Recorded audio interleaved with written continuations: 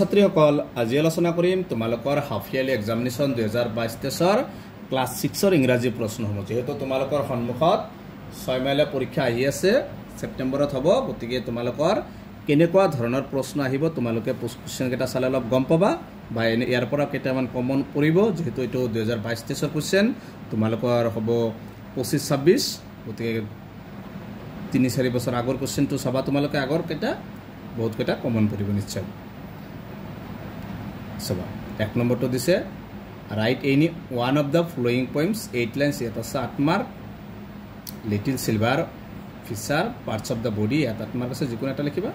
তাৰ পিছত answer of the following question দিছে 8 any 8 মার্ক আছে 8টা লিখিবা 1 মার্ক কৰিবিলা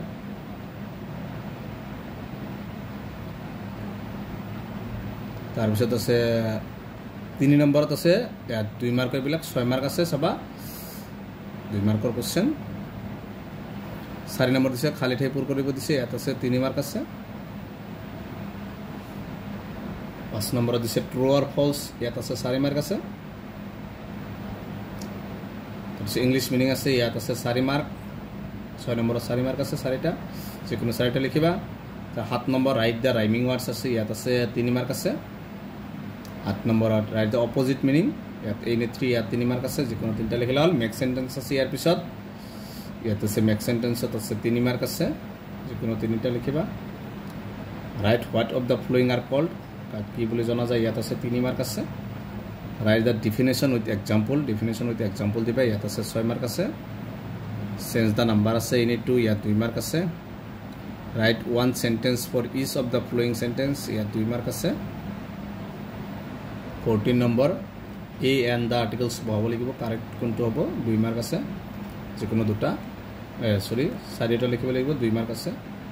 50 নম্বৰ ৰাইট দা ফলোইং সেন্টেন্স কাৰেক্টলি কৰিবা এতে 3 মাৰ্ক আছে তিনিটাই খালি ঠাই পূৰ কৰি দিছে হ্যাভ অর হ্যাজ বহাই ইয়াত 3 মার্ক আছে সোজ দা কারেক্ট প্রিপজিশনত আছে 3 মার্ক তিনিটাই আছে তাৰপিছত আছে write the correct form the verbs given in brackets any 4 ইয়াত 4 মাৰ্ক আছে তাৰপিছত আছে বাকি কোশ্চেন কেটা তোমালোকে চাবা 3 মাৰ্ক আছে 19 নম্বৰত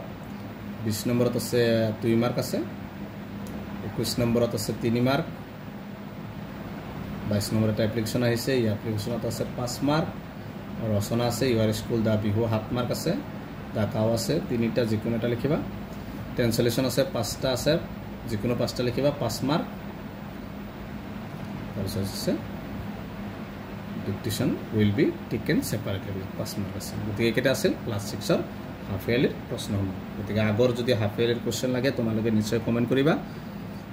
গতিকে আজিৰ ভিডিওটো এখিনি